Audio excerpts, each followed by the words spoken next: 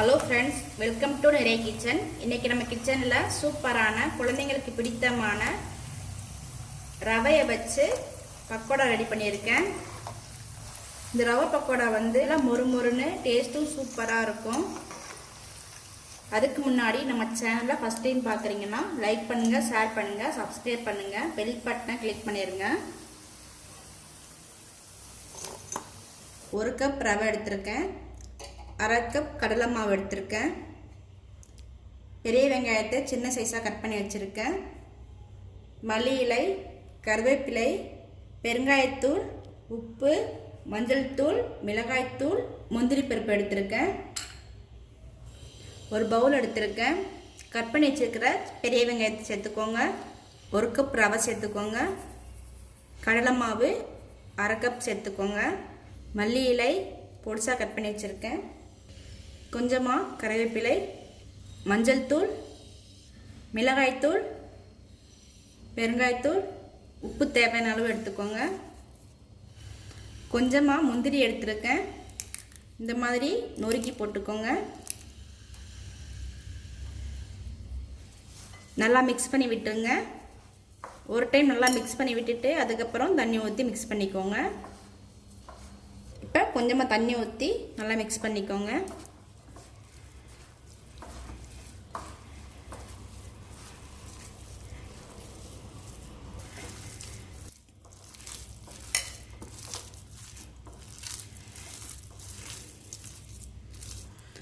இதோ இந்த அளவுக்கு நல்லா மிக்ஸ் பண்ணி விட்டுருங்க.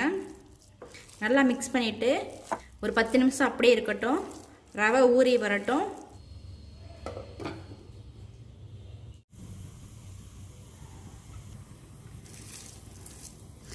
ரவை நல்லா ஊறி வந்துருச்சு.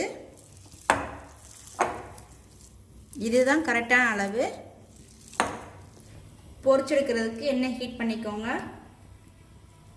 ரெடி பண்ணி வச்சுக்கிற மாவை பக்கோடா மாதிரி போட்டுக்கோங்க.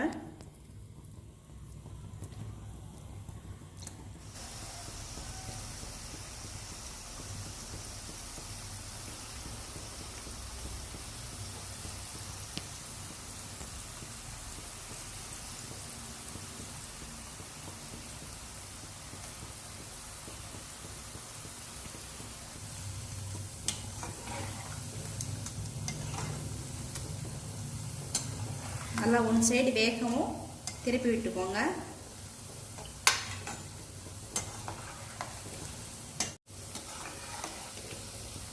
அடுப்பை வந்து சிம்மில் வச்சு வேக வச்சுக்கோங்க, இல்லை கருகி போன மாதிரி ஆகிடும்.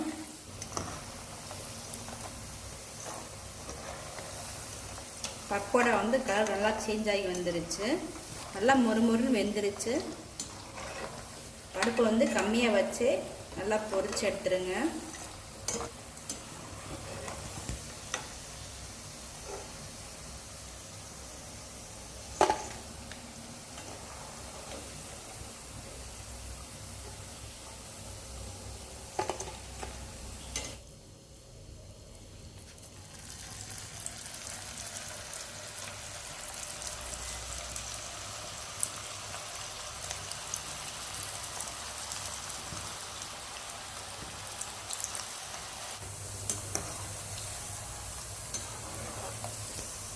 சூப்பரான நல்லா மொறுமொறுன்னு ரவை பக்கோடா ரெடி ஆயிடுச்சு.